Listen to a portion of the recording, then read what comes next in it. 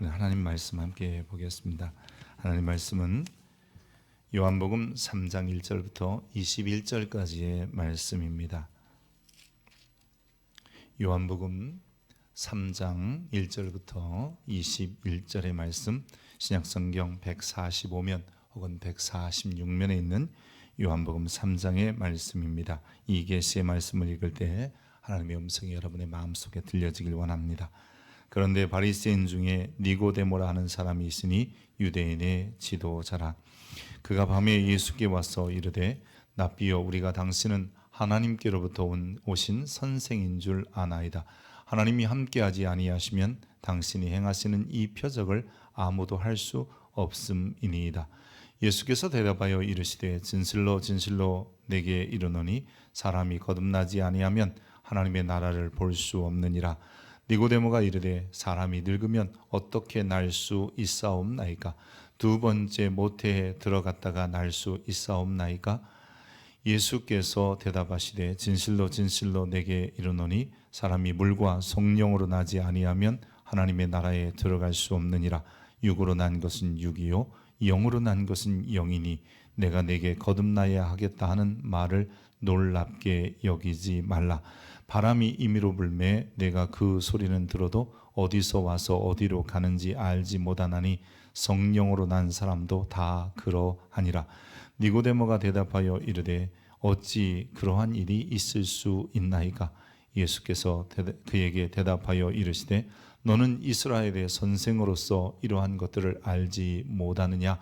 진실로 진실로 내게 이르노니 우리는 아는 것을 말하고 본 것을 증언하노라. 그러나 너희가 우리의 증언을 받지 아니하는도다.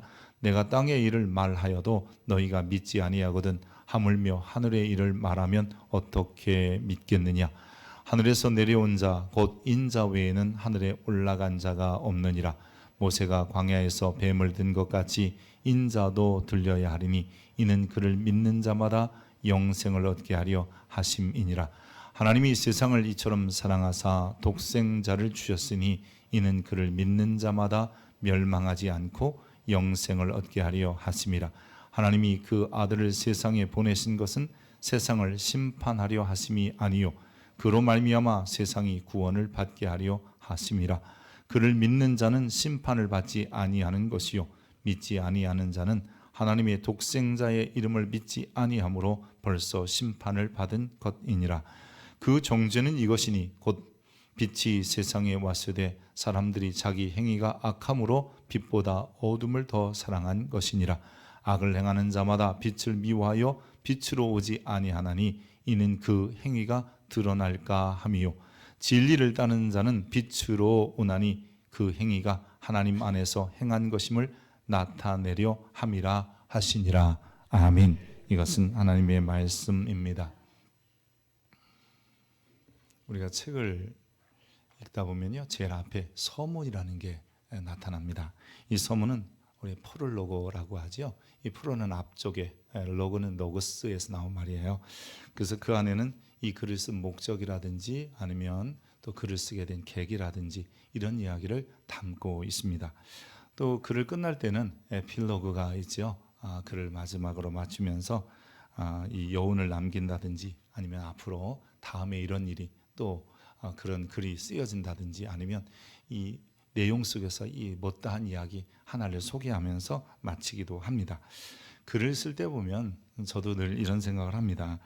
읽는 독자들이 내가 의도한 대로 읽을까 하는 게 제일 염려스러운 것이고 또 고민하는 부분이기도 합니다. 설교할 때도 마찬가지입니다. 설교문을 이렇게 작성할 때도 나는 설교문을 작성하는 의도를 가졌는데 과연 우리 성도들이 말씀을 들을 때에 의도한 것처럼 들을 수 있을까 이런 고민을 늘 가지고 있습니다.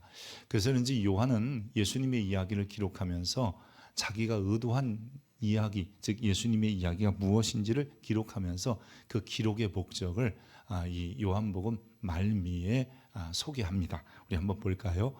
이것을 기록함은 너희로 예수께서 하나님의 아들 그리스도이심을 믿게 하려 함이요 또 너희로 믿고 그 이름을 힘입어 생명을 얻게 하려 함이니라. 20장 31절의 말씀이거든요. 그러니까 요한복음을 쓴 요한의 의도는 뭐냐면 예수가 누군지를 너희에게 믿게 하고 그것도 하나님의 아들이시며 그리스도시다 라는 것을 믿게 하며, 두 번째는 그분을 힘입어서 구원, 혹은 이 다른 말로 영생이라고 쓰는데요, 이 요한복음은 구원이라는 표현보다는 영생이라는 표현을 즐겨 사용합니다. 그래서 영원한 생명을 얻게 하기 위해서 이 글을 썼다라고 이야기합니다. 그래서 그런지, 이러한 목적을 가진 글이어서 그런지 이 요한은 사람들이나 사건들, 즉 기적이나 예수님을 찾아온 사람들의 이야기를 끊임없이 얘기하면서 그들이 어떻게 예수님을 하나님의 아들 메시아 그리스도로 믿었는지, 그리고 그들이 어떻게 영생을 갖게 되었는지를 설명하고 있습니다. 오늘 본문에 보면 그 중에 한 사람이 니고데모라는 사람인데요, 지도자라 오늘 본문은 그렇게 쓰여 있고, 다른 말로 말하면 관원 혹은 산헤드린 공회의원이라고 되어 있습니다. 이 사람이 예수님을 밤늦은 시간에 찾아오게 되었습니다.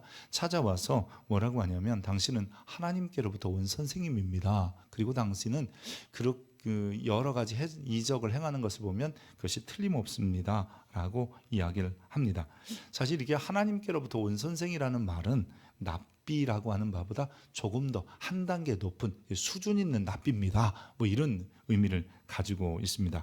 늦은 시간에 예수님을 찾아온 것은 아마 니고데모가 사람들이 보면 혹여나 그 당시 시대적인 상황이나 사회적 분위기가 예수를 그리스도로 하나님의 아들로, 즉 메시아로 인정한다는 게 쉬운 일이 아니었기 때문에 이목이 있어서 아마 늦은 시간에 찾아왔으리라 생각합니다.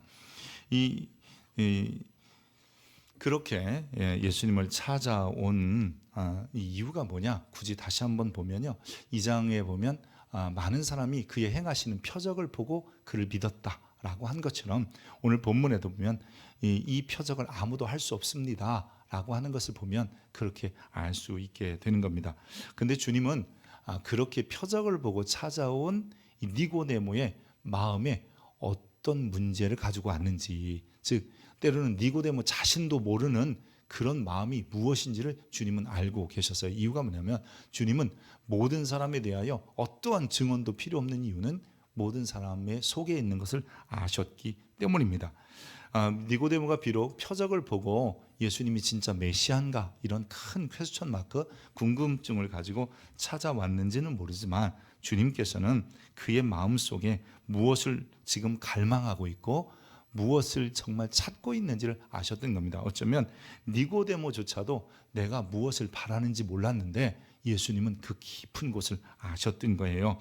그래서 주님께서는 그 니고데모의 중심이 무엇을 향하여, 아니 지금까지 살아오면서 끊임없이 관원으로서 혹은 이 성공한 사람으로서 또 가장으로서 사회적 지위와 신분이 있는 사람으로서 살아가지만 늘 해결할 수 못한 한 가지 문제를 그가 품고 있었다는 걸 아신 거예요. 그래서 오늘 주님께서는 그런 니고데모에게 단도직입적으로, 너 니고데모는 와서 주섬주섬 주절주절 그냥 하나님께로 온 선생님이라든지 표적이 어떻다든지 이런 얘기를 하는데, 주님께서는 그에게 아주 직접적으로 얘기하시는 거예요. 다른 얘기 안 하시고요, 이렇게 말씀하세요. 내가 진실로 진실로 내게 이르노니 사람이 거듭나지 않으면 하나님 나라를 볼 수 없다. 이 말은 무슨 말이냐면요, 니고데모가 지금 주님께 와서 선생님이니 아니면 기적이니 이야기를 할 때 주님께서는 그가 가지고 온 진정의 문제는 하나님 나라에 대한 기대감이었다는 거예요. 즉 늘 이게 채워지지 않기 때문에 늦은 밤이라도 당시의 메시아라고 하는 그분 나가에게 가서 좀 그것에 대해서 좀 듣고 싶었던 거지요.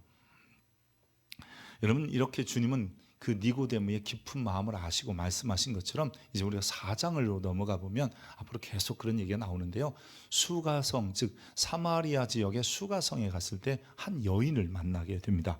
이 여인은 겉으로는 여러분 한 뜨거운 태양빛 안에 물을 길러 옵니다. 그런데 그 여인이 늘 가지고 있는 갈급함은 물의 문제가 아니라 어디서 어떻게 예배해야 되는지의 문제였습니다. 그래서 그런지 주님께서는 그 여인에게 참으로 하나님은 예배하는 자를 찾으시는데, 또 너희에게 이런 예배할 때가 오는데 영과 진리로 예배하라 라고 말씀하고 계시는 겁니다.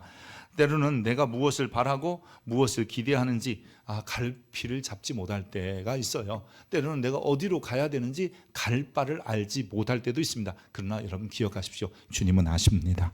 그리고 주께 오면 주께서 말씀하십니다. 내 진정한 삶의 문제가 뭐다? 나도 모르는데 주님은 그것을 아시고 우리에게 말씀하시는 겁니다. 이 니고데모에게 하신 예수님의 말씀은 거듭나야 하리라. 그것은 놀랍지 않을 수 없었어요. 그래서 오늘 주님께서도 뭐라 하냐면 내가 거듭나야 하겠다는 말을 놀랍게 여기지 마라. 너 왜 이렇게 놀라냐? 이렇게 말씀하고 계시는 겁니다. 그것은 자기가 가지고 있는 문제를 단번에 주님이 말씀하셨기 때문인 거지요.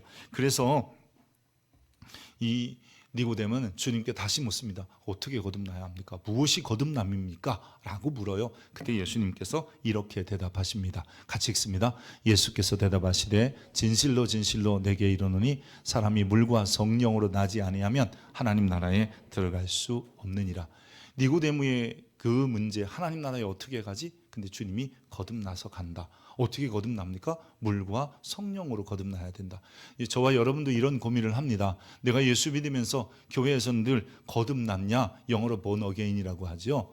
또 이렇게 묻고 우리에게 잘 이야기도 하고 설명도 하는데 우리 스스로는 내가 정말 거듭났는지 고민할 때가 한두 가지가 아닙니다. 근데 최소한 오늘 거듭났는지 안 났는지 우리 한번 생각해보고 다시 한번 거듭남의 확신도 여러분에게 있는 시간이 되길 바랍니다. 근데 주님께서 뭐라고 하셨냐면 거듭나는 방법을 물과 성령으로 나야 된다. 그렇게 말씀하셨습니다. 보통 여러분들이 교회 신앙생활을 오래 하신 분들은 물 그러면 그다음에 성령 그러면 이미 다 알고 계실 줄 압니다. 근데요, 이 본문에 대한 물과 성령에 대한 여러 해석 중에 하나가 뭐냐면 물은 말씀이다. 말씀으로 씻어 이런 이야기를 많이 하셨고요. 또 이 물에 대한 것만 대부분 다 많이 설명해요. 그래서 말씀과 성령으로 거듭나야 된다. 어떤 분들은 이렇게도 얘기해요. 이 사람이 엄마 뱃속에서 한번 나오는 즉 양수가 터져서 나오는 이 물과 그리고 성령으로 다시 한번 태어나는 이런 거듭남도 있다. 그래서 사람이 한 번 태어나면 엄마 뱃속에서만 태어나면 2번 죽지만 이 엄마 뱃속과 또 성령으로 태어난 사람은 한 번 죽는다. 육신만 죽고 영원한 생명을 얻는다. 이렇게 설명하기도 합니다. 하지만 이 오늘 본문을 통해서 우리가 요한복음의 가장 좋은 해석은요. 이 물은 물 세례이고요. 성령은 성령 세례라고 보면 돼요. 왜냐하면 요한은 물 세례를 주는 사람이고 또 예수님께서 세례를 받을 때 성령이 그 후에 임하셨기 때문에 이 요한복음적인 해석, 이 다른데 이 성경 전체의 구원의 해석으로 얘기하면 말씀과 성령도 받고 양수와 또한 성령으로 태어나는 것도 맞지만 요한복음에 좀 더 합당한 이 해석은 물 세례와 성령 세례예요. 물 세례라고 하는 것은 내가 죄인인 것을 인정할 때 받는 거고요. 성령 세례는 알지 못하는 사이에 주님께서 우리 속에 역사하시는 것, 새 영을 부어주시는 것이잖아요. 그래서 이 요한에게 죄 사함을 받는 세례를 받으러 사람들이 나오기도 했고, 그러나 요한은 예수님을 이렇게 소개해야 합니다. 나는 물로 세례를 주지만 몇 말이 못 돼요. 너는 성령으로 세례를 받는데 그분이 오실 거다. 이런 얘기를 하고, 그리고 이제 우리가 오늘 본문 다음에 나오는 이야기가 뭐냐면 물 세례 주는 나는 쇠해야 되겠지만 성령의 세례를 주시는 분은 흥해야 되겠다. 이런 이야기가 이제 드디어 등장하게 되는 것입니다. 어쨌든 여러분, 요한의 세례는 죄를 인정하는 것이고 성령의 세례는 새롭게 되었다는 인정을 받는 것입니다. 근데 이렇게 물과 성령이라고 주님이 하신 얘기는, 주님도 그래요. 나 아는 얘기했고 역사적인 얘기를 했고 그리고 믿음의 사람들이 한 얘기를 했으며 하나님이 하신 말씀이다. 어디에 근거하냐는 거죠. 이 에스겔서 36장에 보면요, 이렇게 되어 있어요. 맑은 물을 너희에게 뿌려서 너희로 정결하게 하되, 정결 예식을 할 때에 물을 뿌리게 되는 거거든요. 여러분, 그래서 우리가 세례를 정결 예식으로 이렇게 보기도 하는 거잖아요. 어쨌든 간에 내가 죄인인 것을 알고 내가 하나님 앞에 바르지 못한 것, 심지어는 우리 같은 사람들에게 죄는요, 하나님을 믿지 않는 게 죄였고 예수를 인정하지 않는 게 죄였잖아요. 그러니까 이런 죄마저도 주님께서 다시 한번 세례라는 것은 하나님 앞에서 나는 죄인입니다를 고백하는 거기 때문에 이런 고백이 필요하다라고 하는 것이고요. 다음으로는 여러분, 이런 물로만 씻는 게 아니라 우리의 죄를 씻는 게 아니라 넘어서는 성령이 우리 안에 부으셔야 새 마음을 주세요. 그래서 그런지 에스겔 36장 26절에 보면 또 새 영을 너희 속에 두어 새 마음을 너희에게 주되 너희 육신에서 굳은 마음을 제거하고 부드러운 마음을 줄 것이며 또 내 영을 너희 속에 두어 너희로 내 율례를 행하게 하리니 너희가 내 계율을 지켜 행할지니라. 주님의 율례와 계명을 지킨다는 것은 하나님의 사람이라는 의미예요. 근데 이렇게 하나님의 사람으로 거듭나기 위해서 필요한 것은 여러분 말씀, 그다음에 성령, 또 아니면 이 어머니 뱃속에서 태어나고 또 성령으로 태어나고 이런 것도 있지만 내가 죄인임을 인정하고 그의 영을 받아야 되는 거예요. 이게 바로 거듭날 수 있는 방법이에요. 근데 여러분, 이 니고데모가 가진 자신의 문제를 주님께서 그렇게 거듭남을 통해서 설명해 주신 거예요. 니고데모 놀랐겠지요. 물로 씻고 그리고 성령으로 거듭나야 된다. 그런데 물로 씻는다는 말은 이해가 돼요. 내가 죄인이라는 것을 고백하는 거 우리도 많이 하잖아요. 주님, 나는 죄인입니다. 예수 알지 못했던 죄인이고 또한 말씀대로 살지 못한 죄인입니다. 그런데 우리에게 이 성령의 이 어떤 이 임재 혹은 새 영이 우리 안에 부어지는 것, 이거 잘 이해가 안 되고요. 처음에 이 니고데모뿐만 아니라 예수님의 제자들도 이해할 수가 없었어요. 그래서 왠지 7장에 가면 여러분 잘 아는 네배에서 생수의 강이 흘러나리라, 이는 성령을 가르킴이라 그랬는데도 불구하고 제자들이 7장 정도 갔는데도 이해를 못해요. 이유가 뭐냐면 이는 그를 믿는 자들이 받을 성령을 가르쳐 하신 말씀인데 아직 영광을 받지 않으셔서 성령의 강림이 일어나지 않았기 때문에 제자들이 성령으로 거듭난다는 게 도대체 무슨 말이지? 라고 했다는 겁니다. 여러분, 이것을 좀 다른 각도로 생각해 보면요, 우리도 성령이 내 안에 임재하시기 전에는 성령으로 거듭난다는 말을 이해하지 못하는 겁니다. 그냥 단지 지식으로는 배울 수 있어요. 성령으로 거듭나야지. 내가 물로 세례를 받는다는 것은 내가 죄인입니다를 고백하는 거니까 얼마든지 내가 알 수도 있고 인정할 수도 있는데 성령의 임재는 그렇지 않아요. 그래서 때로는 이 이야기를 주님께서는 바람이 어디서 와서 어디로 가는지 잘 알지 못하느냐. 그 당시에는 기압고리도 모르겠고 고기압인지 저기압인지 이런 얘기도 없었을 테니까, 그러니까 바람이 어디서 불기 시작해서 어디로 가는지 모르는 것처럼 성령의 역사도 그렇게 온다는 거예요. 우리가 인지하지 못해도 성령께서는 우리에게 오시는 거예요. 근데 놀라운 것은 여러분, 우리가 죄인인 것을 고백할 때 성령이 우리 안에 오십니다. 여러분, 그래서 우리는 그 다음부터 성령으로 살게 되는 거예요. 아멘입니까? 여러분, 물 세례가 먼저입니까? 성령 세례가 먼저입니까? 어떤 분들은 이것을 논하기도 해요. 제일 좋은 것은 그냥 물 세례 받는 날 성령 세례도 받는 거예요. 어떤 분들은 성령의 임재를 경험했는데 목사님이 안 계셔서 상황적으로 안 돼서 물 세례를, 즉 수세를 나중에 받기도 합니다. 또 우리는 그냥 교회 다니다 보니까 세례 받으라고 해서 받았는데 나중에 보니까 내 안에 성령이 계심을 알게 되기도 해요. 그러니까 이것은 언제 일어나느냐가 중요하지 않고 반드시 물세례, 성령 세례는 우리에게 있어야 되는 거예요. 비록 바람이 어디서 와서 어디로 가는지 알지 못하도록 성령의 역사도 우리가 잘 알지 못하지만 분명한 것은 죄인임을 고백한 자에게 여러분 그리스도의 영이 오십니다. 그래서 오죽했으면 그리스도의 영이 없으면 그리스도의 사람이 아니라고 그랬으니까 저와 여러분 속에 여러분 성령이 계심을 믿으십시오. 제가요 지금 말을 참 잘하죠. 이거 말은 설교 잘한다는 뜻이 아니라 말을 잘한다는 거예요. 그래도 최소한 언어는 잘 사용하잖아요. 근데요 제가 언제 배웠는지 잘 모르겠어요. 그러니까 몇 년, 몇 월, 며칠, 몇 분, 몇 초부터 이 언어를, 즉 언어라고 하는 말이라는 것을 시작했는지 모르지만 지금 내가 말을 잘하고 있어요. 성령의 사람도요 이렇게 구원받은 날짜를 말할 수는 없어도 내가 죄인임을 고백하고 주의 영이 내 안에 오시는 순간 나는 거듭난 거예요. 다른 말로 해볼게요. 거듭나다는 말과 비슷한 말이 성경이 너무 많아요. 구원받았다, 영생 얻었다, 하나님의 자녀 됐다, 양자 됐다, 택함을 받았다, 의인 됐다, 다 같은 용어들이에요. 좀 다른 표현으로 설명했을 뿐이에요. 최소한 거듭나는 순간은 몰라도 여러분 우리는 거듭난 것이 분명하다면 이 거듭난 자에 대한 증거, 즉 구원의 증표들이 드러난다는 거예요. 그래서 나무라고 하는 것은요, 내가 이 나무가 어떤 나무인지 잘 모르지만 여러분 과수원 하시는 분이 아닌 이상은 식물학자가 아니면 잘 모르지만 감 열린 거 보면 감나무고 사과 열린 거 보면 사과나무예요. 우리가 그렇게 아는 거거든요. 최소한 열매로 나무를 알지니, 그러므로 구원받은 것도 어떻게 하냐, 내 안에 구원의 증거가 있어야 되는 거예요. 여러분 구원의 증거가 대단한 것 같은데 아니에요. 구원의 증거는 신기하게도 예수를 정말 믿게 되는 거예요. 요한복음의 내용이 뭐예요? 예수를 하나님의 아들 그리스도임을 믿게 하기 위한 거잖아요. 구원의 증표가 어디냐면 내가 예수를 믿습니다. 뭐라고 믿냐? 여러분 요한복음 1장에 예수님이 어떤 분이신가를 이미 다 설명했어요. 참 놀라운 책이에요. 이 요한복음이. 뭐라고 설명했냐면 그분은 태초에 계신 분이고 그분은 말씀이셨고 그분은 하나님이셨다. 그분은 독생자이시며 그분은 성경에 기록한 분이고 메시아, 다른 말로 그리스도시고 그분은 하나님의 아들이시며 이스라엘의 임금이다. 여러분 이 한 장에 다 나오는 이야기예요.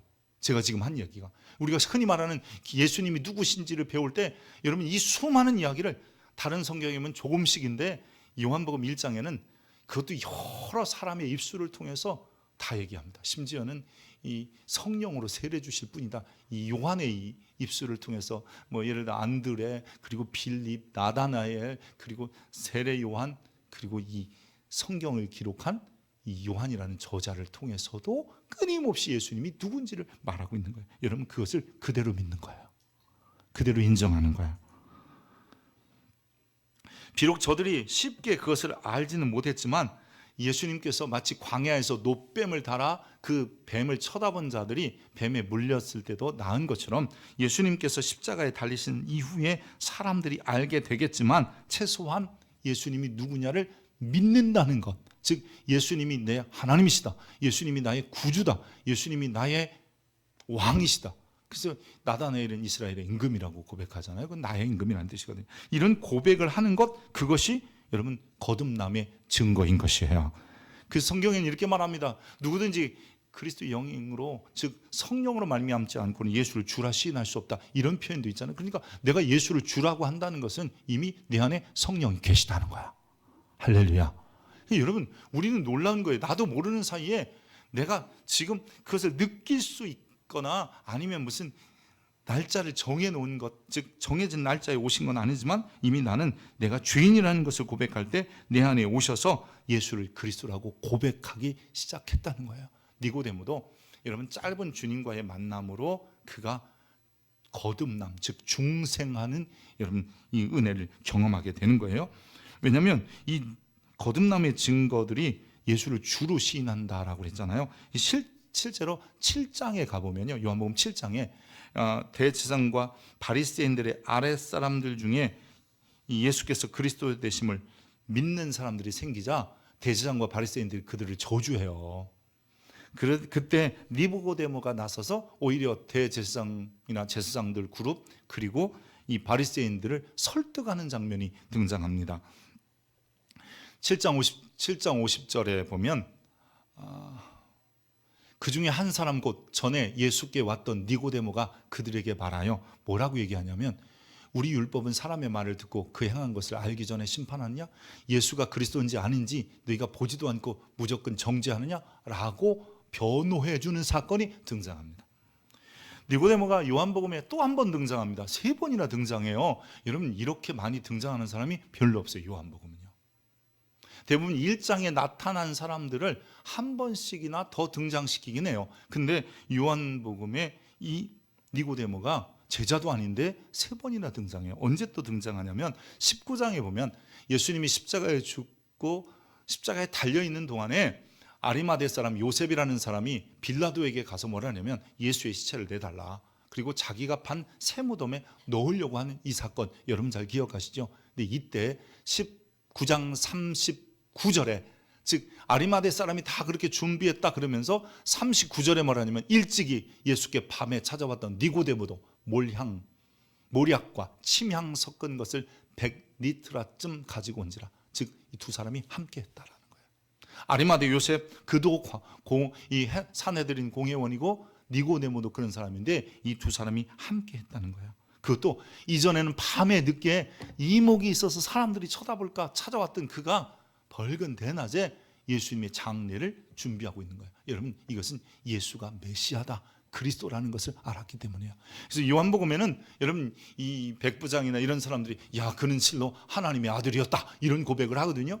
그리고 우리가 잘 아는 것처럼 요한복음의 가장 위대한 고백은 예수님이 부활하신 이후에 도말하는 사람이 해요. 나의 주시며 나의 하나님입니다.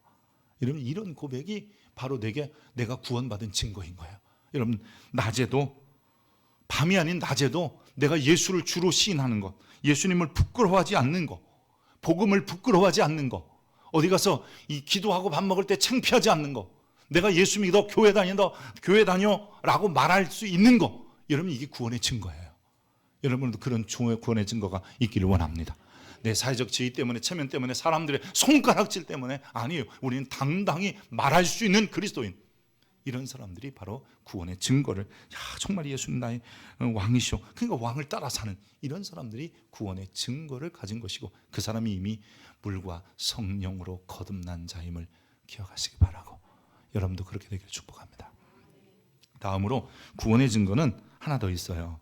그것은 뭐냐면 더 이상 어둠을 사랑하지 않고 어둠에 다니지 않고 빛 가운데 행한다는 거예요.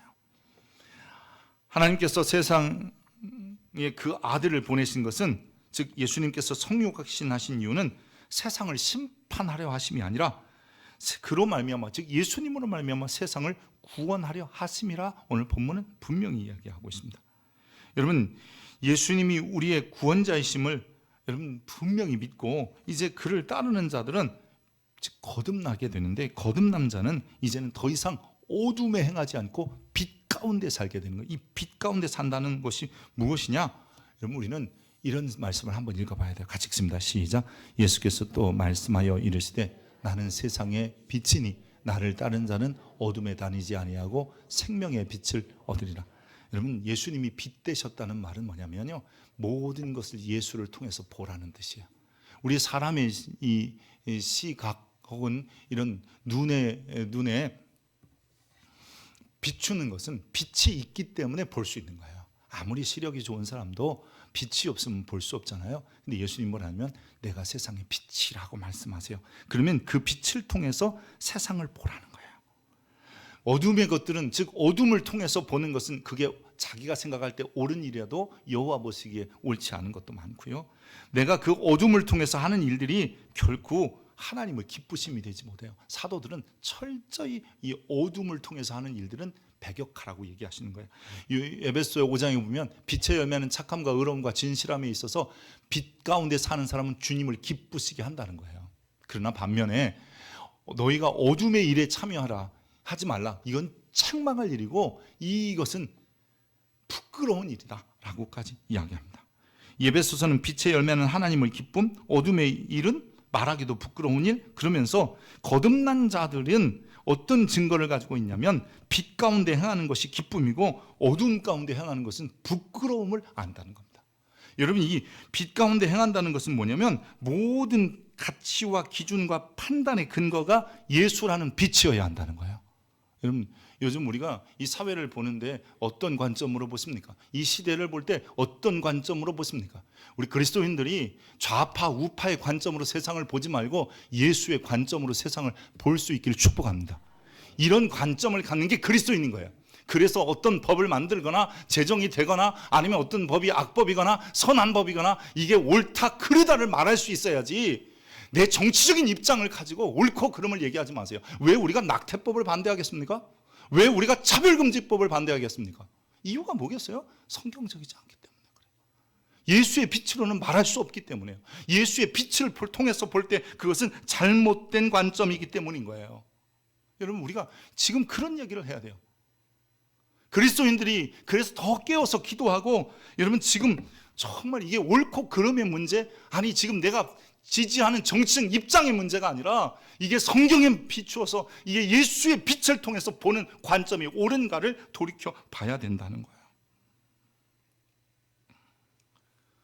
에베소는 계속해서 이렇게 말합니다. 우리의 씨름은 혈과 육을 상대하는 것이 아니요 통치자들과 세상 권세자들과 이 세상 어둠의 주관자들과 하늘에 있는 악한 영들을 상대합니다. 결국은요, 우리의 싸움은 여러분 이 어둠의 영들, 어둠을 통해서 그것이 어둠 자체가 좋은 것이고 어둠 자체가 기쁜 것이고 어둠 자체가 옳은 것이라고 하는 이들과 싸워나가는 거 아니겠어요? 세상에 빛으로 오신 예수님을 따라 행동한다는 것은 그분을 통해서 우리가 살아가는 거예요. 내 가치, 나를 볼 때도 마찬가지예요. 내 자신을 볼 때도 그분을 통해서 나를 보면 내가 얼마나 주님 앞에 존귀한 자예요. 그런데 우리가 어떻게 내 인생을 보고 이번 생은 망했다느니, 이번 생에는 실패했다느니, 아니면 나는 자식 교육을 잘못했다느니, 아니면 나는 이렇게 살아서 별 볼 일 없는 인생이라는, 이런 얘기를 어떻게 하겠습니까?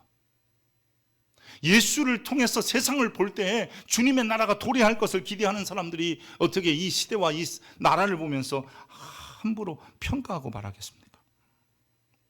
내 주변에 있는 사람들도 마찬가지잖아요. 여러분, 구원의 증거는 다른 게 아니에요. 모든 것을 다 예수 안에서 예수님 때문에 보고 판단하고 결정하는 데 있는 거예요. 물과 성령으로 거듭난 것을 몰라서 그런다고요? 아니에요. 우리가 정말 내가 죄에 있는 죄인이고 나는 씻을 수밖에 없는 죄가 수없이 많은 사람이다, 이런 마음을 가지고 주 앞에 나오면 이미 우리에게 성령을 주셔서 우리를 거듭나게 하시는 거예요. 그 이후에는 우리의 눈이 달라져야 되는 거예요. 늦은 밤에 찾아왔던 니고데모, 그가 하나님의 아들 그리스도이심을 믿고 그 안에 성령이 임하자 그는 어디에 가서든지 오히려 예수를 그리스도로 믿는 자들을 변호하잖아요. 그리고 낮에 떳떳하게 예수의 장례를 행하잖아요. 물로 씻는다는 것은 내가 죄를 고백하는 것이고, 성령의 임재는 우리가 알지 못하지만 그저 바람같이 임하시는 성령을 경험하는 거예요. 근데 여러분, 그렇게 되면 결국 우리는 어디서나 주님을 인정하고, 그리고 더 이상은 어둠, 아니 세상의 가치로, 우리는 정치적 가치로 내가 알고 있고 그동안 배워온 어떤 관념이나 관습의 개념으로 세상을 보지 않고, 정말 이게 예수님이라면 어떻게 봤을 것인가? 교회, 아니 신앙인은 어떻게 봐야 되는가? 하나님의 뜻으로는 어떻게 옳은 것인가를 결정하게 되는 겁니다. 주님은 분명히 말씀하십니다. 그를 믿는 자는 심판을 받지 않을 것이며 믿지 아니한 자는 독생자의 이름을 믿지 아니함으로 벌써 심판을 받은 것이다. 더 나아가서 아들을 믿는 자에게는 영생이 있고 아들을 순종하지 않은 자는 영생을 보지 못하고 도리어 하나님의 진노가 그 위에 머물러 있다. 오늘 우리들이 구원받았고 거듭나야 되는 이유는 너무나 자명합니다. 이렇게 살다가는 예수님의 눈으로 볼 때는, 세상의 눈으로 볼 때는 잘 살았어, 부자야, 출세했어, 성공했어, 그 정도 인생이면 성공한 거지, 그 정도면 잘 사는 거지, 이런 소리가 아니라 예수님 볼 때는 여러분, 영생을 얻지 못하면, 물과 성령으로 거듭나지 않으면 그 불쌍한 인생에 불과한 거예요. 이 시간 결단해야 합니다. 내가 죄가 있어도, 더러운 손과 얼굴을 가지고 있어도 주님 앞에 나오면 씻어주실 것이며, 내가 알지 못하는 사이에 주의 영을 우리에게 부어주실 겁니다. 그건 약속이기 때문에. 오죽했으면 주님께서 숨을 내쉬며 뭐라고 하시냐면 성령을 받으라 그러시잖아요. 오늘 여러분들이 교회에 나온 여러분 개인적인, 즉 겉으로 드러난 문제는 무엇인지 모르겠어요. 그게 육신의 문제든 재정의 문제든 사람들과의 갈등의 문제든 아니면 명절이라도 좀 쉽게 잘 지냈으면 좋겠다, 이런 것이든 어떤 것인지, 주님은 근데 여러분의 깊은 곳을 아시는 거예요. 물과 성령으로 거듭나야 된다. 오늘 우리에게 그렇게 말씀하시는 거예요. 물과 성령으로 거듭나라. 저와 여러분 다 그렇게 돼야 합니다. 그래서 어느 곳에 가든지 예수를 좀 드러낼 수 있고, 내 믿음을 고백할 수 있고, 또한 내가 빛 가운데, 여러분 그래서 다투고 싸우지 마세요. 명절 때 가가지고 또 뭐 너는 좌판이 우판이, 제발 가족끼리 싸우지 마세요. 그게 예수의 뜻에 맞냐고 물어보세요. 오히려 그게 그리스도인이에요. 주님께서는 우리에게 그런 구원의 증표들이 드러나길 원하시고, 우리 스스로도 내가 구원받은 것을 그것을 통해서 아는 것이지, 무슨 감각, 감정, 여러분 그런 게 아니에요. 무슨 현상 이런 거 아니에요. 여러분, 내가 기도하는데 막 눈이 밝아지더라, 뜨거워졌다, 뒤로 넘어졌다, 이런 걸 통해서 아는 게 아니에요. 내게 있는, 어디 가나 내가 그리스도인이라고 당당히 말할 수 있고, 그리고 나도 모르게 내가 세상을 보고 사람을 보는 이 가치 판단의 모든 기준이, 내 세계관이 예수 안에 이루어질 때 그게 구원받은 자예요. 기도하겠습니다. 좋으신 하나님, 나 같은 죄인을 구원하시기 위하여 세상에 오셨고 십자가에 죽어 또한 부활하셔서 우리를 하나님의 자녀 삼으시니 고맙습니다. 믿는 자에게 성령을 주시지 않겠냐 하셨다니, 아버지 하나님 이 시간에 우리 안에 물과 성령의 거듭남이 확신하게 하시고, 그로 인하여 이 땅에 살아가는 동안에 어디 가서나 주님을 드러내고, 또한 예수 중심의 삶을, 예수 중심의 판단과 가치관을 갖게 하여 주옵소서. 저들이 구원의 증거가 드러날 때 원하는 것은 저들을 통해 또 다른 이들이 구원받게 하옵소서. 예수님 이름으로 기도합니다. 아멘.